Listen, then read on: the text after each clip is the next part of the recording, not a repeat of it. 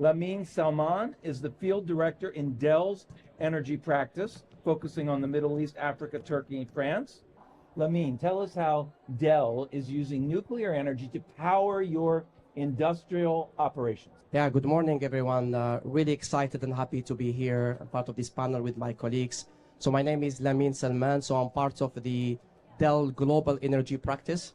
So it's really a dedicated team of subject matter experts within Dell with the mandates to build digital solutions for the energy sector. And the solutions are around three main areas: how we can help this sector secure or achieve energy security, how we can also help these companies decarbonize quickly, and how we can also support the energy transition. So in terms of nuclear power, it's all about how we can help our customers in the digital industry to reduce the carbon footprint of their IT infrastructure. So especially with the proliferation of AI and blockchain and cloud services, how we can make sure we support the effort of these companies throughout their digitalization journey to reduce their Scope 1 emissions and even their Scope 3 emissions. So this is what we do day in, day out. And I'm pleased to be here to represent the perspective of this digital industry and how we can better integrate the nuclear energy as a clean energy to support this energy transition.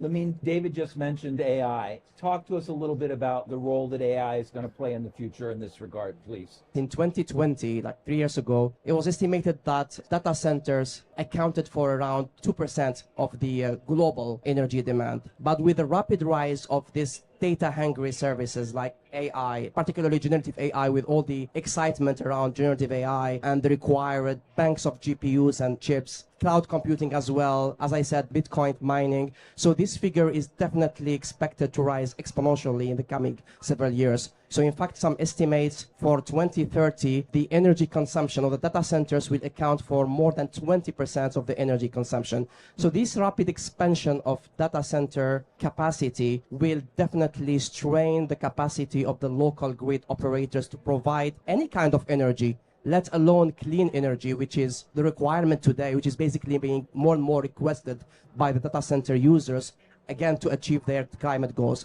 So this is where nuclear energy is really a great opportunity for the data center sector, with a steady, dependable base load that doesn't rely on the sun shining or the wind blowing, with also the possibility to go for long-term power purchase agreements to provide this kind of commercial assurance. The density is another advantage also for the data center sector, so it doesn't take as much space to provide a massive volume of power. We talked about SMR. This is more relevant for SMR. So if you think about maybe a typical 200K square feet data center is not a good candidate for SMR. But if you think about a data center campus with 100 of megawatt capacity, can be the sweet spot for SMR. And for the smaller data centers, a 10 megawatt micro-reactor can be a perfect fit in this case. So there's really here an opportunity with the advance of AI, as I said, cloud services and Bitcoins, for the digital sector, for cross-sector collaboration between the data center sector and the nuclear sector, to have a co-located facilities where you have nuclear generation, distributed nuclear generation in form of SMR or micro-reactors co-located with a data center campus or data center facility.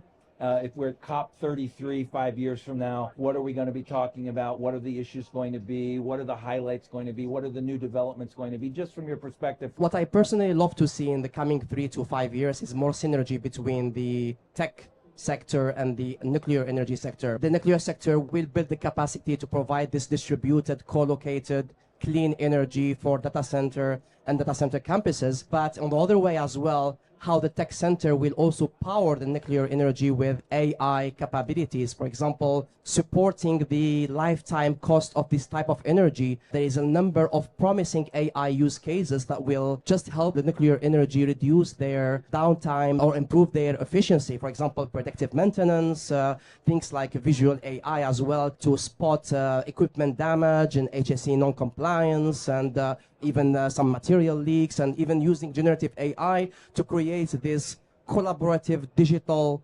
workspace for the engineers to use just natural language in order to search for engineering documents or the engineering information, interrogate process data, generate some turnaround plans as well. And even today, as we speak, there are some major energy companies working with Dell, building high-performance computing capacity to do R&D for nuclear fusion. We didn't talk much about nuclear fusion as another promising technology, so we're already supporting some of the tech companies, some of the energy companies in this particular sector.